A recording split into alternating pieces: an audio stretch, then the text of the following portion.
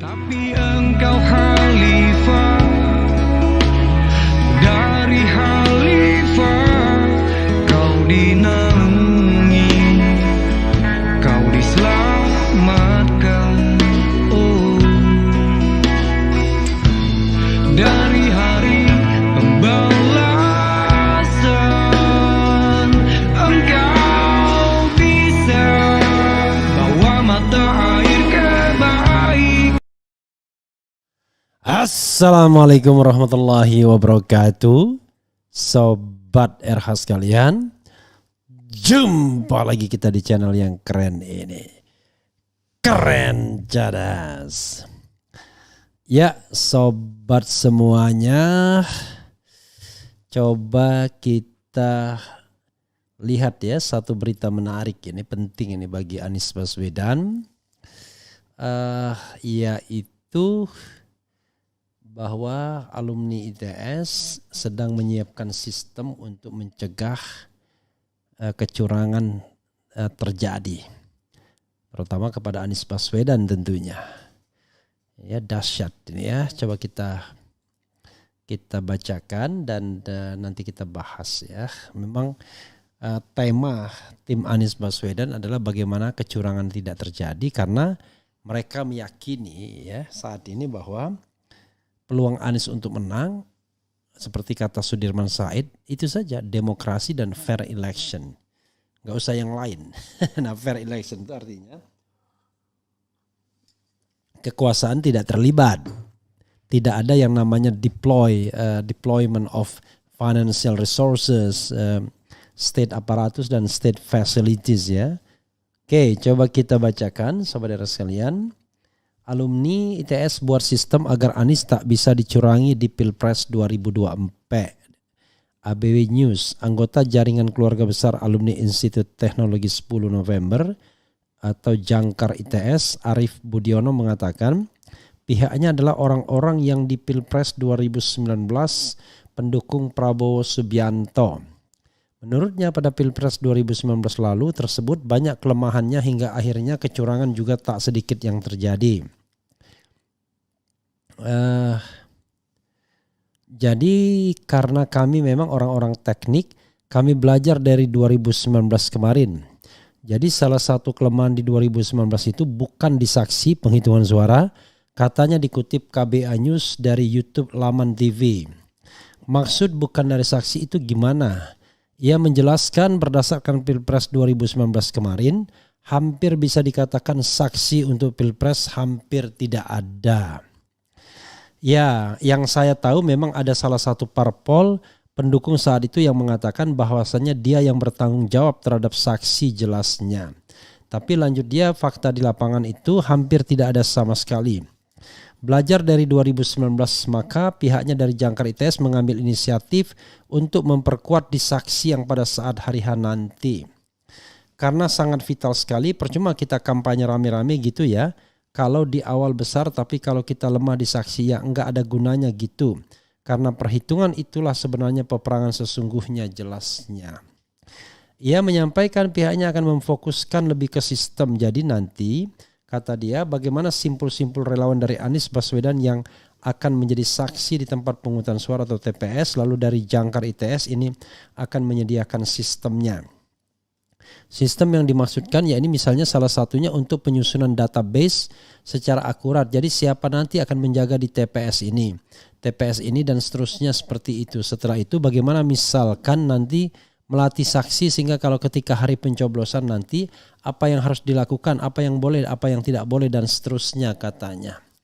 Ia mengaku saat ini pihaknya masih fokus menyelesaikan sistem tersebut untuk Pilpres 2024 nanti.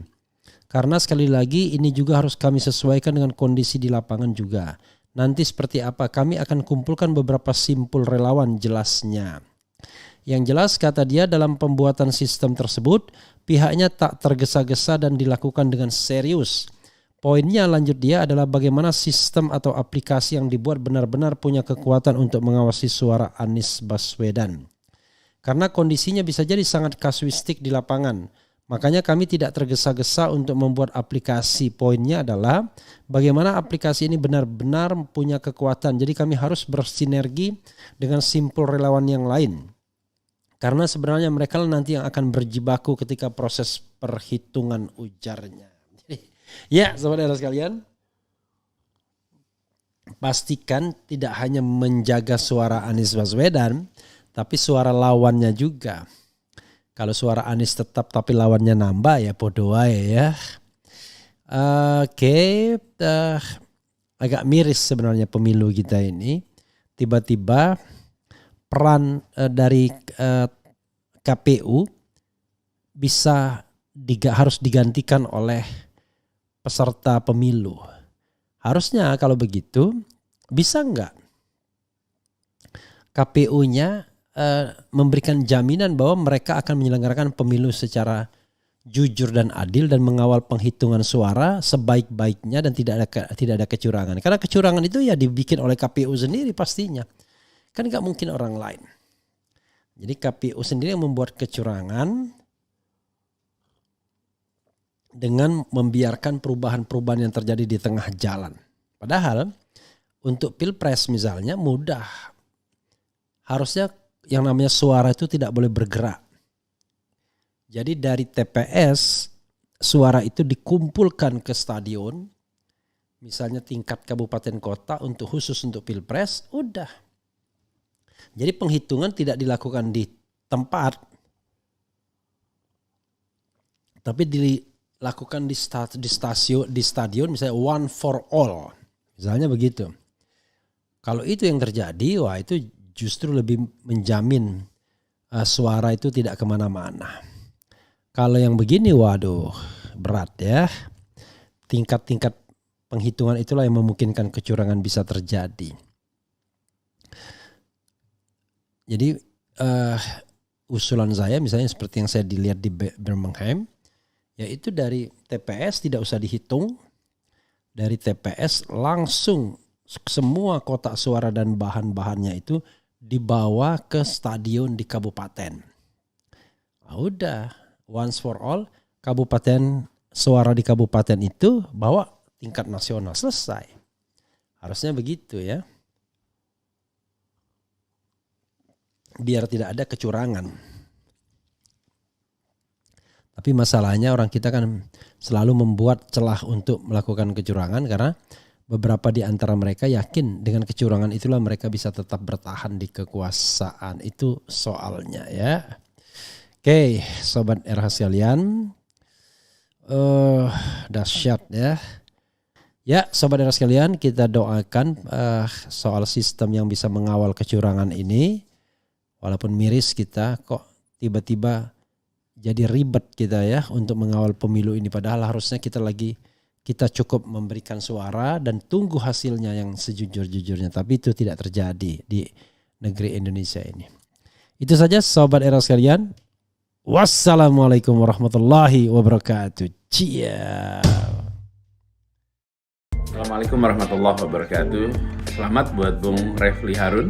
Alhamdulillah kita bersyukur bersama bahwa RH Channel makin maju, makin luas jangkauannya, terus menghadirkan objektivitas, kemampuan untuk berpikir kritis dan mengajak kita semua untuk memiliki kemampuan berpikir kritis, membaca fenomena dengan jeli dan juga kemudian mengambil kesimpulan yang objektif.